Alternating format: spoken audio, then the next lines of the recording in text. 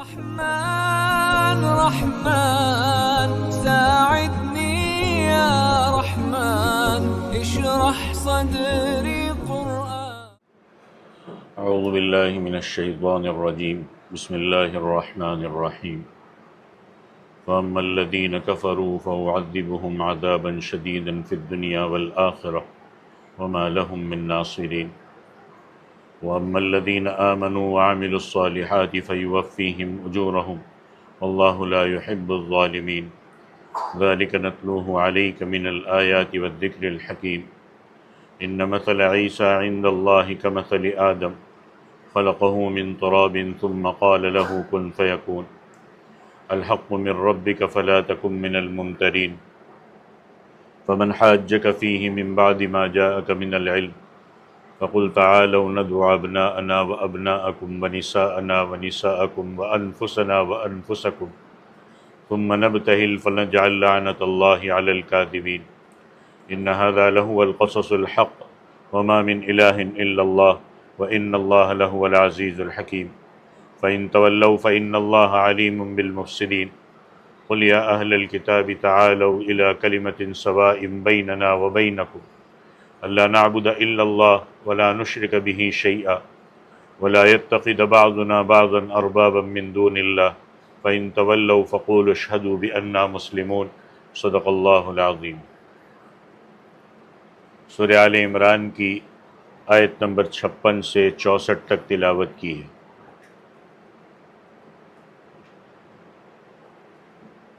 کل کے سبق میں آخر میں یہ بات آئی تھی کہ حضرت عیسیٰ علیہ السلام سے 5واں وعدہ یہ فرمایا گیا کہ یہودیوں کو تم سے جو اختلاف ہے اللہ تعالیٰ قیامت کے دن اس کا عملی فیصلہ فرما دیں گے. پھر اللہ نے فرمایا کہ تم سب کو میرے پاس لوٹ کر آنا ہے، تم بھی تمہارے مخالفین بھی میرے پاس حاضر ہوں گے، اور اس وقت میں تمہارے درمیان ان باتوں میں فیصلہ کر دوں گا جن میں تم اختلاف کیا کرتے تھے. وہ فیصلہ کیا ہوگا اسی کی تفصیل اب یہاں سے بیان کی جا رہی ہے. اللہ فرماتے فَأَمَّا الَّذِينَ كَفَرُوا فَأُعَذِّبُهُمْ عَذَابًا شَدِيدًا فِي الدُّنْيَا وَالْآخِرَةِ. کہ جو لوگ ایسے ہیں جنہوں نے کفر کو اپنا لیا ہے تو اللہ فرماتے میں انہیں عذاب دوں گا، سخت عذاب، دنیا میں بھی اور آخرت میں بھی. چنانچہ حضرت عیسیٰ علیہ السلام کے ساتھ کفر کا برتاؤ کرنے والوں کا انجام دنیا میں بھی اچھا نہیں ہوا اور آخرت میں تو ان کے لیے بربادی کے سوا کچھ نہیں ہے. دنیا میں تو انہیں قتل، قید، جزیہ، ذلت اور رسوائی کا سامنا کرنا پڑا، جبکہ آخرت میں یہ لوگ آگ کا ایندھن بنیں گے. اور پھر اللہ آخر میں فرماتے وما لہم من ناصرین. ان کو کسی طرح کے مددگار میسر نہیں آئیں گے جو مددگار ان کو دنیا اور آخرت میں ہمارے عذاب سے بچا سکے. پھر آگے فرمایا وَأَمَّا الَّذِينَ آمَنُوا وَعَمِلُوا الصَّالِحَاتِ. ہاں وہ لوگ جو ایمان لے آئے، جنہوں نے نیک عمل کیے، فَيُوَفِّيهِمْ أُجُورَهُمْ. اللہ کہتے ان کو ان کا پورا پورا ثواب دیا جائے. اب آیت کے بالکل آخر میں کفار کو عذاب دینے کی وجہ اللہ نے بیان فرمائی کہ واللہ لا يحب الظالمین. اللہ ظلم کرنے والوں کو پسند نہیں کرتا. اب اللہ تعالیٰ یا اس کے رسولوں کا انکار کرنا یہ بہت بڑا اور ناقابل معافی ظلم ہے. اس لیے اللہ تعالیٰ ایسے لوگوں کو پسند نہیں کرتے اور وہ سخت سزا ہی کے مستحق ہیں. بیچ میں اللہ تعالیٰ نے ایک اور بات ارشاد فرمائی کہ ذَلِكَ نَتْلُوهُ عَلَيْكَ مِنَ الْآيَاتِ وَالذِّكْرِ الْحَكِيمِ. کہ اے پیغمبر صلی اللہ علیہ وسلم یہ وہ آیتیں اور حکمت بھرا ذکر ہے جو ہم تمہیں پڑھ کر سنا رہے ہیں. اللہ کے نبی سے یہ کہا جا رہا ہے، مقصد یہ ہے کہ آپ نے کسی کے پاس پڑھا نہیں، آپ نے کہیں سے یہ واقعات بھی پڑھے نہیں، کسی سے سنے نہیں، اس کے باوجود آپ کی زبان مبارک سے یہ واقعات اور یہ بصیرت افروز اور یہ حکمت آمیز مضامین جاری ہو رہے ہیں، تو اس سے آپ کے مخالفین پر یہ بات واضح ہو جانی چاہیے کہ آپ پر وحی نازل ہو رہی ہے. اور اللہ تبارک و تعالیٰ نے اپنے فضل و کرم سے آپ کو نبوت عطا فرمائی ہے۔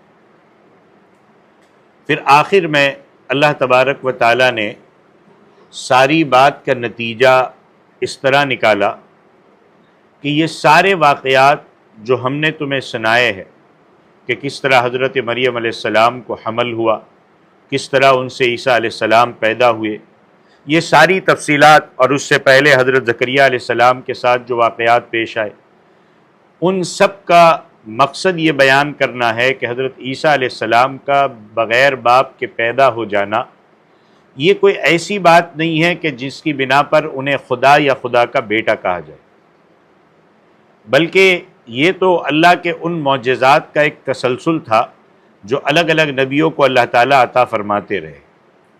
اسی بات کو اللہ بیان فرماتے کہ ان مثل عیسیٰ عند اللہ کمثل آدم۔ غور سے سنیے گا کہ اللہ کے نزدیک حضرت عیسیٰ علیہ السلام کی مثال حضرت آدم جیسی ہے، اور کس اعتبار سے کہ خلقہ من تراب، اللہ تعالیٰ نے حضرت آدم علیہ السلام کو مٹی سے پیدا کیا، ثم قال له کن، پھر اس سے کہا ہو جا، فیکون، تو وہ ہو گئے تھے۔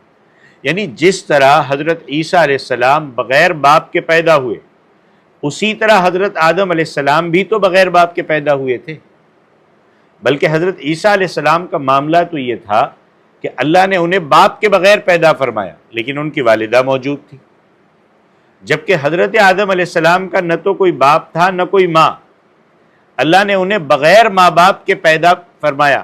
اس لحاظ سے تو ان کی پیدائش زیادہ عجیب ہے۔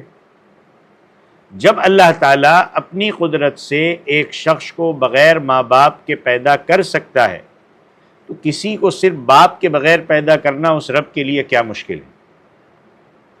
اسی طرح کسی کے صرف باپ کے بغیر پیدا ہونے سے یہ لازم نہیں آتا کہ وہ خدا یا خدا کا بیٹا بن جائے۔ اگر یہ لازم آتا تو سب سے پہلے حضرت آدم علیہ السلام کے بارے میں یہ کہنا چاہیے تھا کہ یہ خدا کے بیٹے ہیں، کیونکہ وہ تو بغیر ماں اور بغیر باپ کے پیدا ہوئے۔ ان کو تو اس وجہ سے کوئی خدا کا بیٹا نہیں کہتا، نہ عیسائی کہتے ہیں نہ کوئی اور کہتا ہے۔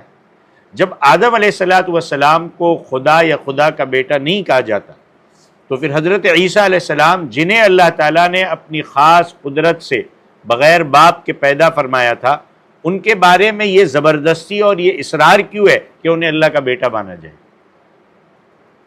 تو اسی کو اللہ نے فرمایا کہ اللہ کے نزدیک عیسیٰ علیہ السلام کی مثال حضرت آدم جیسی ہے۔ اس کا یہی مطلب ہے کہ جس طرح اللہ نے انہیں کلمہ کن سے پیدا کیا، اسی طرح حضرت عیسیٰ علیہ السلام کو بھی کلمہ کن سے پیدا کیا، اور اس میں کسی باپ کے واسطے کی ضرورت پیش نہیں ہے۔ جو اللہ ماں باپ کے واسطے سے پیدا کر سکتا ہے وہ اللہ بغیر واسطے کے بھی پیدا کر سکتا ہے، اس کے لیے کیا مشکل ہے؟ چنانچہ فرما دیا کہ الحق من ربک، کہ یہ ہے حق بات جو آپ کے پروردگار کی طرف سے آئی ہے۔ نصارہ کا، عیسائیوں کا، کرسچنوں کا یہ کہنا کہ حضرت مریم نے خدا کو جنم دیا ہے، یہودیوں نے تہمت لگائی کہ نعوذ باللہ یہ حضرت مریم کی ناجائز اولاد ہے، اللہ کہتا ہے یہ دونوں باتیں بالکل غلط ہے۔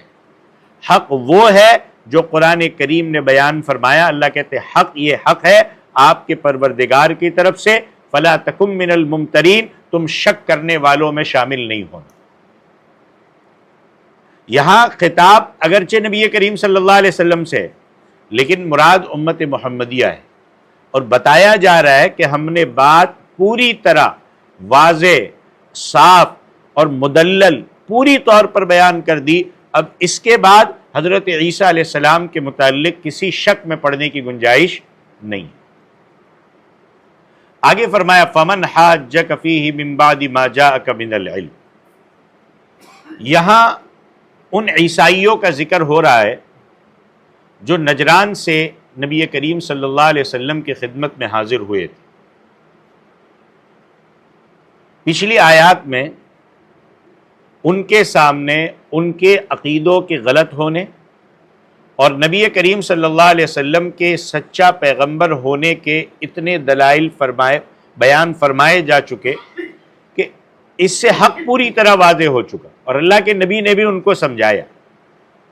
اب ان عیسائیوں کو ایک آخری فیصلہ کن دعوت دینے کے لیے اللہ نے حضور اکرم صلی اللہ علیہ وسلم سے خطاب کرتے ہوئے فرمایا کہ فمن حاجک فیہ من بعد ما جاءک من العلم، کہ اے پیغمبر صلی اللہ علیہ وسلم، تمہارے پاس حضرت عیسیٰ علیہ السلام کے واقعے کا جو صحیح علم آ گیا ہے اور آپ نے ان کو سمجھا دیا ہے، اس کے بعد بھی جو لوگ اس معاملے میں تم سے بحث کرے اور ماننے کے لیے تیار نہ ہو، تو اب چونکہ تم زبانی بات اور دلائل کے ذریعے ان پر حجت پوری کر چکے ہو، اس لیے اب مزید دلائل کی بحث میں پڑھنے کے بجائے ان کو ایک بات کی دعوت دے دو کہ آؤ ہم مل کر مباہلہ کرتے ہیں۔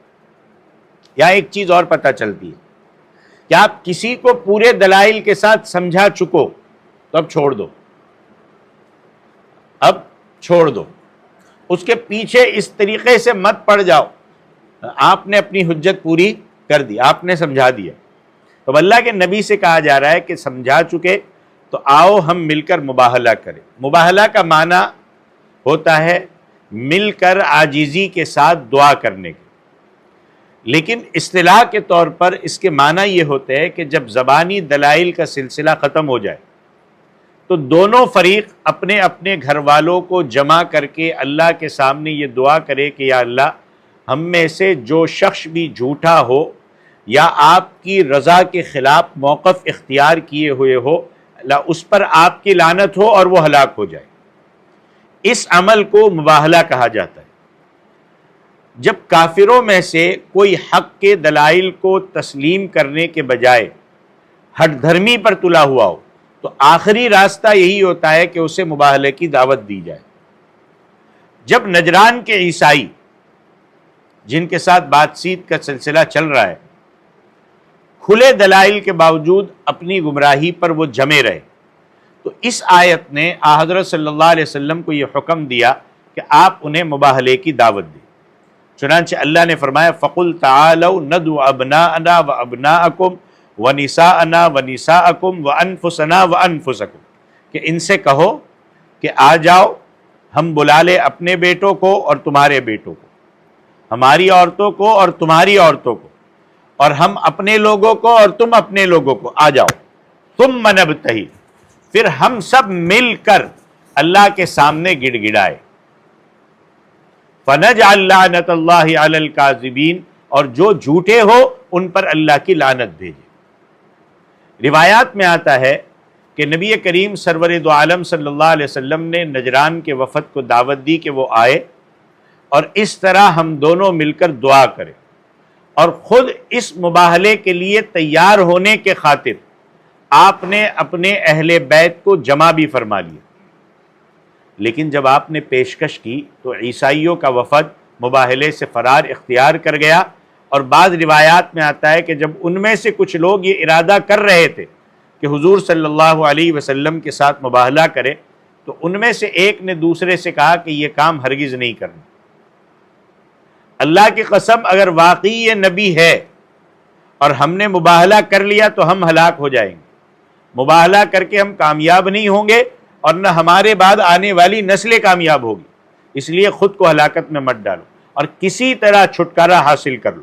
چنانچہ اس کے بعد انہوں نے حضور صلی اللہ علیہ وسلم کو نجران شہر کی طرف سے جزیہ پیش کرنا منظور کر لیا، مباہلے کے لیے تیار نہیں ہوئے۔ اس لیے اللہ تبارک و تعالیٰ نے ان کا خاص طور پر یہ ذکر فرمایا کہ انہیں یہ پیشکش بھی کی گئی، لیکن انہوں نے بھاگنے کا راستہ اختیار کیا، جس سے معلوم ہوتا ہے کہ خود انہیں اپنے حق ہونے پر یقین نہیں تھا۔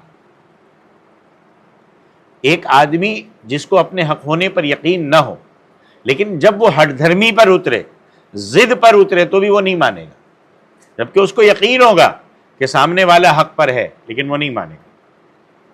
اللہ فرماتے ان ھذا لہو القصص الحق، یقین جانو کہ واقعات کا سچا بیان یہی ہے، یعنی عیسیٰ علیہ السلام اور ان کی والدہ حضرت مریم کے متعلق جو واقعات اور جو تفصیلات قرآن کریم میں بیان کی گئی وہی برحق ہے، اور اس کے بارے میں نصارہ نے، عیسائیوں نے جو راستہ اختیار کیا وہ گمراہی پر مبنی ہے۔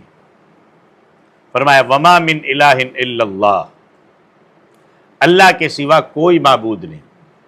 لہذا نصارہ کا عیسیٰ علیہ السلام کو خدا قرار دینا یہ بالکل باطل ہے۔ وَإِنَّ اللَّهَ لَهُوَ الْعَزِيزُ الْحَكِيمُ، اور یقین اللہ ہی ہے جو اقتدار کا بھی مالک ہے، حکمت کا بھی مالک۔ وہ اقتدار کا مالک ہے، لہذا حق سے منہ موڑنے والوں سے انتقام لے سکتا ہے، لیکن ساتھ ساتھ چونکہ وہ حکمت کا بھی مالک ہے، اس لیے وہ اپنی حکمت سے انہیں ڈھیل دے رہا ہے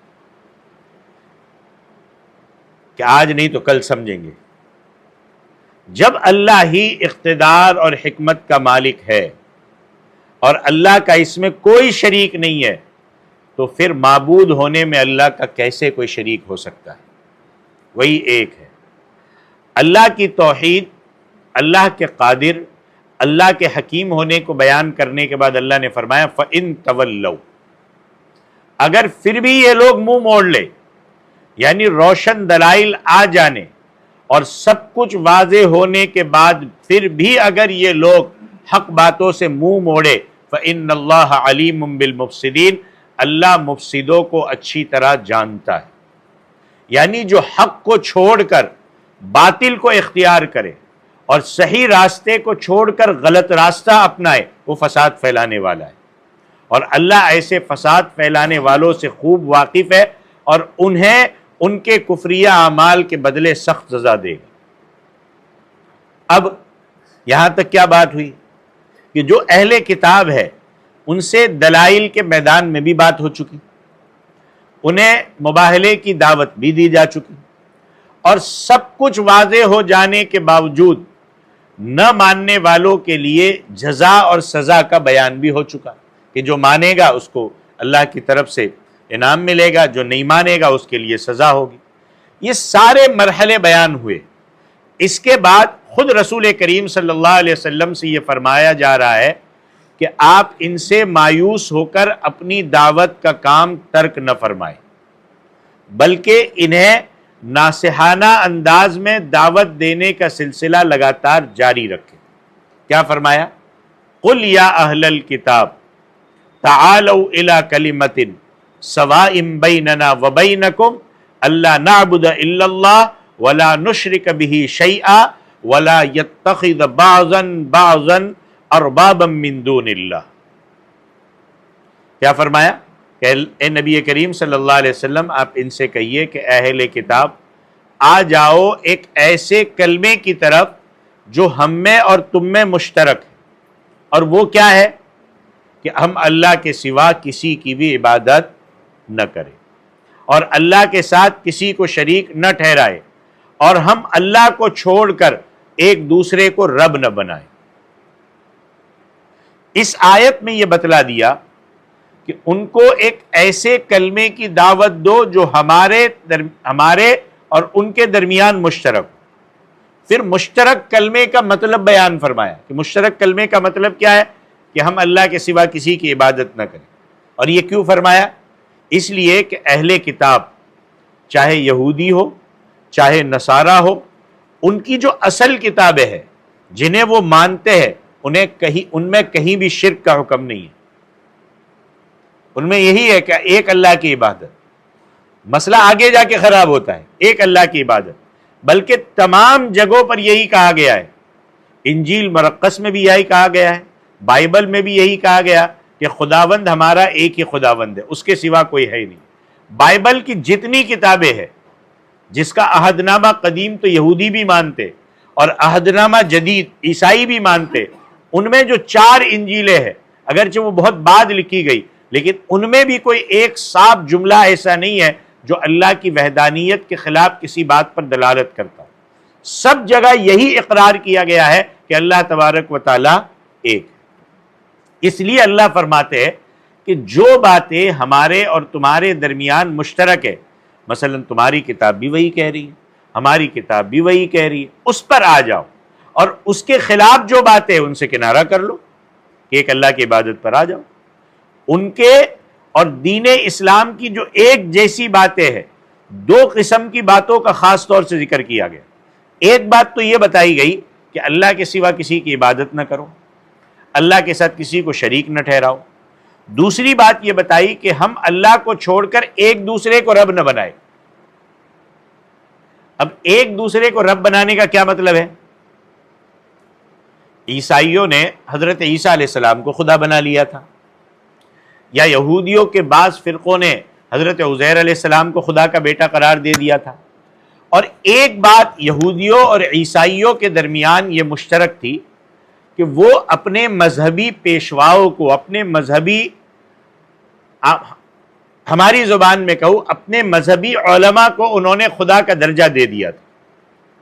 اور خدا کا درجہ اس معنی میں دیا ہوا تھا کہ جس چیز کو وہ حلال کہہ دے وہ حلال ہو جاتی تھی، جس چیز کو وہ حرام کہہ دیتے تھے اسے وہ حرام سمجھنے لگ دیتے، جس کا ذکر قرآن مجید میں بھی آیا ہے کہ اتخذوا احبارهم ورهبانهم اربابا من دون اللہ والمسیح ابن مریم. گویا اپنے خود سے بنائے ہوئے خداؤں کو ایک طرح سے قانون سازی اور شریعت بنانے کا مقام دے رکھا تھا، اسے اللہ نے رب بنا لینے سے تعبیر کیا. بھئی یہ ساری اتھارٹی کس کے پاس ہے؟ اللہ کے پاس. اب آپ انسانوں کو دے دو، علماء کو دے دو، تو آپ نے گویا اس کو بھی رب بنا لیا. حضرت عدی بن حاتم رضی اللہ تعالیٰ عنہ جو پہلے عیسائی تھے بعد میں مسلمان ہوئے، وہ یہ روایت کرتے ہیں کہ میں آپ صلی اللہ علیہ وسلم کے پاس حاضر ہوا تو آپ صلی اللہ علیہ وسلم یہ آیت تلاوت فرما رہے تھے کہ اتخذوا احبارهم ورهبانهم اربابا من دون اللہ والمسیح ابن مریم، کہ انہوں نے اللہ کے بجائے اپنے یہودی علماء اور اپنے عیسائی علماء کو خدا بنا لیا ہے، اور حضرت مسیح ابن مریم حضرت عیسیٰ کو بھی خدا بنا لیا ہے. تو جب حضرت عدی نے یہ آیت سنی تو وہ کہتے ہیں کہ جب آپ اس آیت کی تلاوت سے فارغ ہوئے تو میں نے عرض کیا کہ ہم ان کی عبادت تو نہیں کرتے، ہم ان کو خدا تو نہیں مانتے. تو آپ صلی اللہ علیہ وسلم نے فرمایا کہ اللہ کی حلال کی ہوئی جن چیزوں کو وہ حرام قرار دیتے ہیں کیا تم انہیں حرام نہیں سمجھتے؟ اور اللہ کی حرام کی ہوئی جن چیزوں کو وہ حلال قرار دیتے ہیں کیا تم انہیں حلال نہیں سمجھتے؟ تو عدی کہتے میں نے کہا ہاں ایسا ہی ہے. تو آپ صلی اللہ علیہ وسلم نے فرمایا یہی تو ان کی عبادت ہے، یہی تو ان کو خدا بنانا ہے. ان کو خدا بنانے کا جو مطلب حضرت صلی اللہ علیہ وسلم نے بیان فرمایا اس کا خلاصہ یہ ہے کہ ان لوگوں نے اپنے علماء کو یہ اختیارات دے رکھے کہ وہ جس چیز کو چاہے حلال، جس چیز کو چاہے حرام قرار دے دے. یہی تو ہے. اب اللہ نے جو چیزیں بیان کر دی قرآن میں، حدیث میں، اب اس کے خلاف کوئی اور بات کہی جائے اور ہم ان کی بات کو صحیح مانیں قرآن و سنت کو چھوڑ کر کے، تو وہی تو ان کو خدا بنانا ہے. یا ایک بات اور واضح ہونی چاہیے کہ عام لوگ جو کسی آسمانی کتاب کا براہ راست علم نہیں رکھتے، انہیں شریعت کا حکم معلوم کرنے کے لیے علماء کے پاس جانا تو پڑے گا، سیدھی بات ہے. لیکن اس حیثیت سے جائیں گے کہ یہ ہمیں اللہ کا حکم بتائیں گے اور یہ اس کا صحیح مطلب ہمیں سمجھائیں گے، اس حیثیت سے ان کی بات ماننی پڑے گی. لیکن اگر وہ اس سے ہٹ کر بتا رہے تو نہیں سنی جائے گی. اور اس کا حکم خود قرآن کریم نے سورہ نحل میں اور سورہ انبیاء میں سیم الفاظ کے ساتھ اللہ نے دونوں جگہ بیان کیا ہے کہ فَاسْأَلُوا أَهْلَ الذِّكْرِ إِن كُنتُمْ لَا تَعْلَمُونَ، کہ تم جاننے والوں سے پوچھو اگر تم نہیں جانتے ہو. یہ قرآن نے بیان کیا. اس حد تک تو کوئی بات قابل اعتراض نہیں ہے. لیکن یہودیوں نے اور عیسائیوں نے اور ہم میں بھی کچھ آگے بڑھ کر اپنے علماء کو خود اپنی طرف سے احکام جاری کرنے کا اختیار دے رکھا کہ قرآن و حدیث سے ہٹ کر اپنی طرف سے حکم دے گی. اب وہ پھر آسمانی کتاب اور قرآن اور حدیث کی تشریح کے طور پر نہیں ہوتا، اپنی مرضی سے جس چیز کو چاہے حلال سمجھ لیا، جس چیز کو چاہے حرام قرار دے دیا، جس چیز کو چاہے دین میں داخل کر دیا، جس چیز کو چاہے دین میں نکال دیا. اب تو ہر سال نئی نئی چیزیں دن میں انویٹ ہوتی جا رہی ہے، داخل ہوتی چلی جا رہی ہے. ایسی چیزوں کو نہیں مانا جائے گا، چاہے یہ حکم اللہ کی کتاب کے خلاف ہی کیوں نہ ہو پھر بھی ہم مان لیتے، ایسی چیزوں کو قبول نہیں کیا جائے گا. اس طرح گویا انہوں نے اپنے پیشواؤں کو خدائی اختیارات دے رکھے. قرآن حکیم کا یہ حکیمانہ اسلوب دیکھیے کہ یہودیوں اور عیسائیوں کے ساتھ بات چیت میں ناقابل انکار دلائل، آخرت میں ان کے نہ ماننے کا انجام، سب کچھ تفصیل سے بیان کیا. اور پھر کیا کہا قرآن نے؟ یا اہل الکتاب تعالوا الی کلمۃ سواء بیننا وبینکم، کہ آؤ ایک ایسی بات کی طرف جو ہم میں تم میں مشترک ہے، ایک جیسی ہے. یہ ایسے کلمے کے ذریعے، ایسے جملے کے ذریعے بہت نصیحت بھری ہدایت انتہائی نرم لہجے میں ارشاد فرمائی. اور اب اس سے حق کے داعی کو دو بڑے اہم سبق دیے گئے. ایک سبق تو یہ کہ مخالف چاہے کتنی ہی کٹ حجتی، کتنی بحث برائے بحث ضد کرے، لیکن دلائل کے بعد اسے نرمی سے نصیحت ضرور کرنی چاہیے. یہ نہیں کہ آپ بھی غصے میں آ گئے کہ بس اب اس کی پٹائی کر کے چھوڑیں گے، نہیں، نرمی سے. کسی کو بھی بات کرنی ہے نرمی سے. فرعون کے پاس حضرت موسیٰ علیہ السلام کو بھیجا گیا تو حضرت موسیٰ علیہ السلام کو کیا کہا گیا تھا کہ اس سے نرم بات کریں. فرعون جس نے خدائی کا دعویٰ کیا تھا، ہم میں سے کوئی حضرت موسیٰ سے بڑا ہوا بھی نہیں ہے، اور ہم میں سے کوئی گنہگار فرعون سے بڑا گنہگار نہیں ہوگا. سمجھ رہے؟ تو نرم انداز میں نرمی سے نصیحت ضرور کرنی چاہیے. اور دوسرا سبق یہ ہے کہ اپنی نصیحت کی بنیاد حتی الامکان ان باتوں کو بنانا چاہیے جو خود اس کی بنیادی کتابوں میں مانی گئی. جب آپ اس کو سمجھاؤ تو پہلے دلائل سے سمجھاؤ، اور پھر اس سے کہو کہ دیکھو یہ بات تو آپ کی کتابوں میں بھی لکھی ہوئی ہے، اس طریقے سے. کیونکہ اس سے وہ اپنے آپ سے قریب ہو جاتا ہے، اور زیادہ قریب ہو جائے کہ ٹھیک ہے بھائی آپ کے یہاں بھی لکھی ہوئی ہے، میرے یہاں بھی ویسی ہی لکھی ہوئی ہے. جس کا خلاصہ یہ ہے کہ ایک بات تو ہم اور تم میں مشترک ہے کہ وہ تو تمہیں خود اپنی کتابوں سے مان لینی چاہیے. اب آگے اختلاف صرف اس میں رہ جاتا ہے کہ تم نے خود اپنی کتابوں سے ہٹ کر کچھ عقیدے اپنی طرف سے بنا لیے. کہ بھائی جب تمہاری کتابوں میں اور ہماری کتابوں میں یہ باتیں ایک جیسی لکھی ہوئی ہے، تو اب یہ جو دوسری باتیں ہیں نا وہ تمہاری کتاب کے مطابق نہیں ہے، یہ دوسروں نے اپنی طرف سے گھڑ لیے. اب یہاں سے بات سمجھانا آسان ہو جائے گا. اگر تم ان سے ہٹ کر اپنی کتابوں کی اصل ہدایت پر آ جاؤ تو ہمارے اور تمہارے درمیان کوئی اختلاف باقی ہی نہ رہے، مسئلہ ہی حل ہو جائے. اب جس ترتیب سے اللہ نے اہل کتاب سے گفتگو فرمائی، اس پر غور کرنے سے اندازہ ہوتا ہے کہ اللہ تعالیٰ نے ان پر حجت پوری کرنے میں کوئی کسر نہیں چھوڑی. اس کے باوجود بھی اگر وہ حق کو قبول نہیں کرتے تو مسلمانوں کا کیا طرز عمل ہونا چاہیے؟ سنو، یہ مسلمانوں کا طرز عمل کیا ہونا چاہیے، اس کے متعلق اگلے جملے میں یہ ہدایت عطا فرمائی کہ فَإِن تَوَلَّوْا، پھر بھی اگر وہ منہ موڑے، یعنی ایمان لانے کے بجائے اپنی باتوں پر اصرار کرتے رہے، فَقُولُوا اشْهَدُوا بِأَنَّا مُسْلِمُونَ، کہہ دو بھائی نہ مانو لیکن گواہ رہنا کہ ہم تو مسلمان ہیں.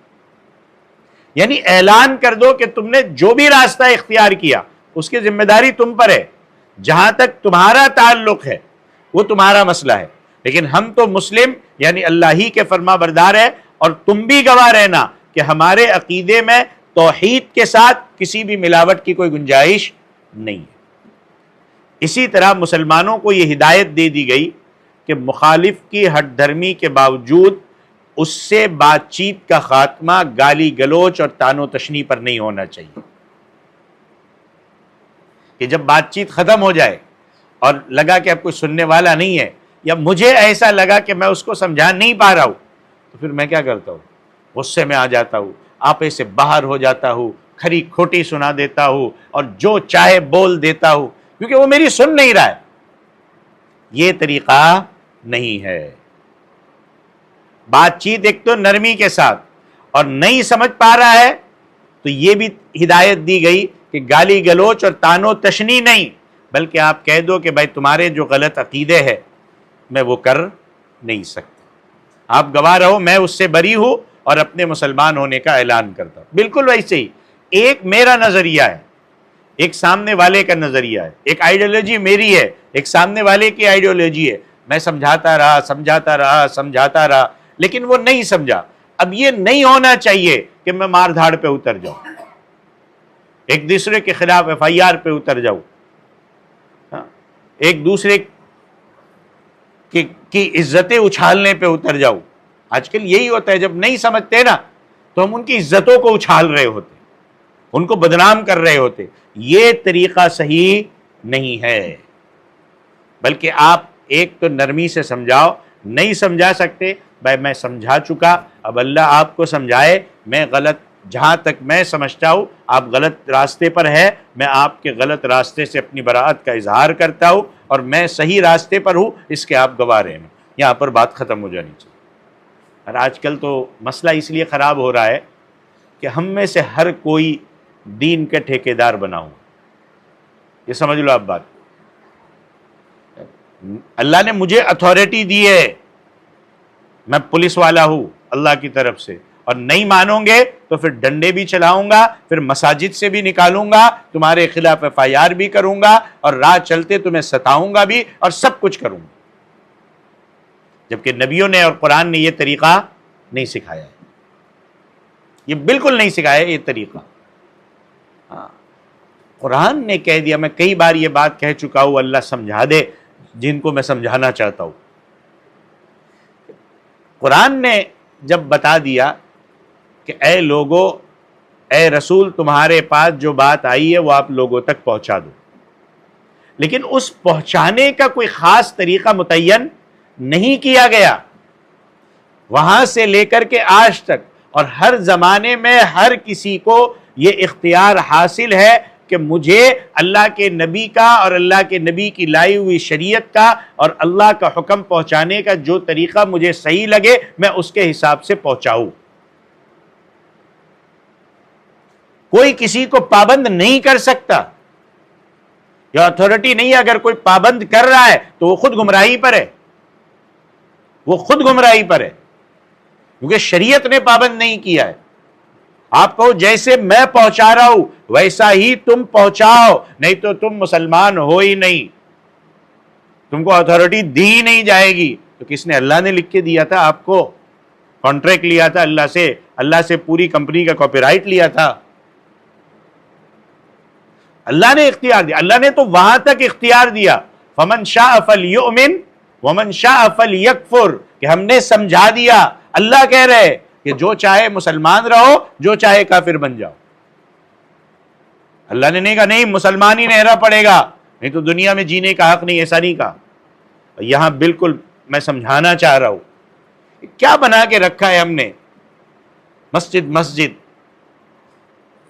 کیا جھگڑے لگا کے رکھے ہوئے؟ کسی کو حق نہیں ہے. اللہ نے ہر ایک کو اختیار دیا ہوا ہے، دوسرا اس کو پابند نہیں کر سکتا ہے. جب مجھے اپنے طور پر پہنچانے کا اختیار ہے، دوسرا پابند نہیں کر سکتا.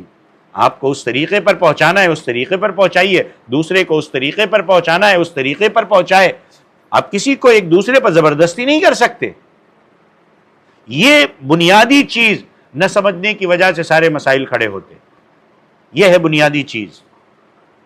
اور میں آپ سے یہ بھی کہہ دوں، ایک آدمی دین کا کام کر رہا ہے، ایک آدمی دین کا کام کر رہا ہے، تو وہ کبھی بھی اپنی بات پہنچانے کے بعد سامنے والا اگر نہیں مان رہا ہے تو کبھی بھی اس کو ٹارچر نہیں کرے گا، ناراض نہیں ہوگا، اس پر کسی طریقے کی کوئی تکلیف نہیں پہنچائے گا. سمجھے؟ لیکن اگر وہ تکلیف پہنچا، کیوں؟ اس لیے کہ وہ دین کا کام کر رہا ہے، اللہ نے اختیار دیا ہے، رسول اللہ نے اختیار دیا. تو بھائی ٹھیک ہے نا، میں نے سمجھا دیا، مانو نہ مانو اللہ اور اللہ کے رسول جانے. لیکن ایک آدمی زبردستی کر رہا ہے تو وہ دین کا کام نہیں ہے، وہ اپنی خواہش کہ میں جیسا سمجھتا ہوں نا ویسا چلو. اب وہ دین کا کام نہیں رہا، یہ اپنی خواہش ہے جس پر چل رہا ہے وہ. اس لیے ان چیزوں کی طرف دھیان دو، قرآن کے اس اصول کی طرف دھیان دو کہ ہاں آپ اپنی بات دوسروں کے سامنے رکھو، ہر ایک کو اختیار ہے، کسی کو اس سے روکا نہیں جائے گا. لیکن سامنے والا اگر نہیں سمجھتا ہے تو اس پر کوئی زبردستی، تان و تشنی، گالے گلوچ، گروہ بندی، فرقہ بندی، یہ ساری چیزیں نہیں ہونی چاہیے. یہ شریعت کے مزاج کے خلاف ہے، قرآن کے اصول کے خلاف ہے. تو یہ सूरह आल इमरान की आयत नंबर 56 से 64 तक थी। अल्लाह ताला अमल की तौफीक अता फरमाए। आमीन व आखिरु दावाना अल्हम्दुलिल्लाहि रब्बिल आलमीन। أيا من يدعي الفهم إلى كم يا أخ الوهم تعبي الذنب والذم وتخطي الخطأ الجم.